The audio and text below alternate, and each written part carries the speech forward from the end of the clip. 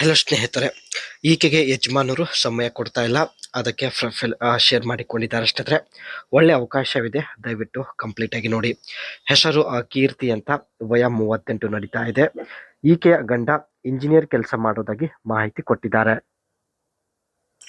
And ಈಕೆಯ ಮುಖ್ಯ ಸಮಸ್ಯೆ ನೋಡಿ ಸ್ನೇಹಿತರೆ, ಲಕ್ಷಾಂತರ ಸಂಬಳ ಇದ್ದರೂ ಸುಖವಿಲ್ಲ ಎಂದು ಹೇಳಿಕೊಂಡಿದ್ದಾರೆ.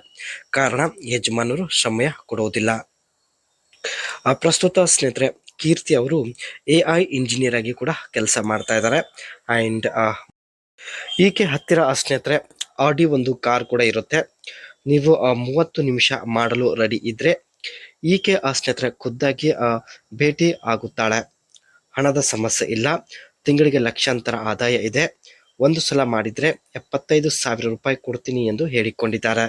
ಒಟ್ಟಾಗಿ ಸ್ನೇಹಿತರೆ, ನಿಮ್ಮ ಬಳಿ 30 ನಿಮಿಷ ಮಾಡುವಂಥ ಸಾಮರ್ಥ್ಯ ಹೊಂದಿದ್ದರೆ ಇವಳೇ ಕಾರಲ್ಲಿ ಬಂದು ಭೇಟಿ ಆಗೋದಾಗಿ ಭರವಸೆ ಕೊಟ್ಟಿದ್ದಾಳೆ.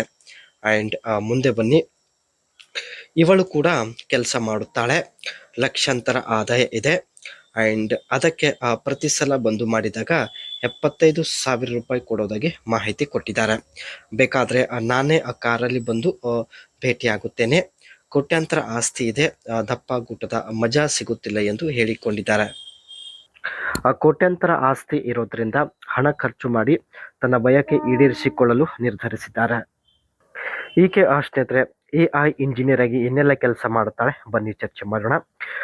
AI integration, deploying AI system into apps and services, problem solving using AI to solve business challenges.